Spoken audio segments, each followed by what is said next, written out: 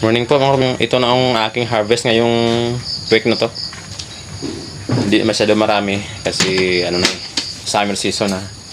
Medyo mahina yung mga bunga ng ating mga saging dito. Pero at least may na-harvest tayo mga kabing. Pahinga tayo ng 1 week, tapos after 1 week harvest naman tayo ulit. Yan lang yung ating ano dito. Income o sideline sa ating munting farm mga kabinsya. At least mayroon pumapasok na maliit. Kahit maliit mayroon tayo, di ba? Sa hingi tayo ng hingi o naghihintay tayo sa wala tayong mapala. Dapat sipagan pa natin mga kabinsya. Huwag kayo matakot magtanim. Kasi totoo yung sinakasabihan na pag may tinanim may anihin. Umaani nga yung iba walang tanim kasi nagnanakaw lang siya. Diba? Ano lang kasimple. Matakot kayo magtanim kasi takot kayo sa mga sakit.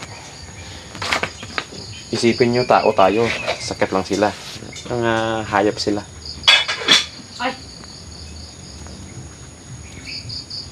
Pwede tayo, kaya natin sila ipuksain. Kasi may utak tayo. Sila walang utak. Utak nila kakain ng mga pananim natin. Huwag nating hayaan na matatalo tayo ng mga sakit o problema o ano ating pakay sa buhay o plano. Dapat huwag tayo patalo. Pagsubok lang yun.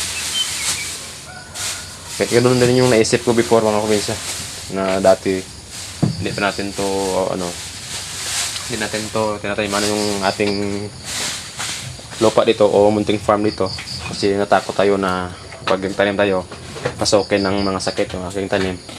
Pero sinubukan ko ganito ng ating napala kasi wala namang problema, wala namang mawala sa atin pag subukan natin kasi part na ng ating yun na pamumuhay na subukan natin yung mga bagay na kaya pala natin. Ito na yung resulta ng sinubukan ko. Maraming harvest tayo dito. Maraming pira na nakuha natin dito sa ating munting farm mga kabinsya. Kasi yung mga sakit, kaya natin pigilan yan basta alamin mo natin kung paano puksain yung mga sakit para makaharvest tayo ng ganito mga kabinsya. Yan lang mapapayo natin, sipagan natin. Kasi matatalo natin yung mga sakit na yan na dumarating sa ating farm mga kabinsya. So, thank you for watching. Bye!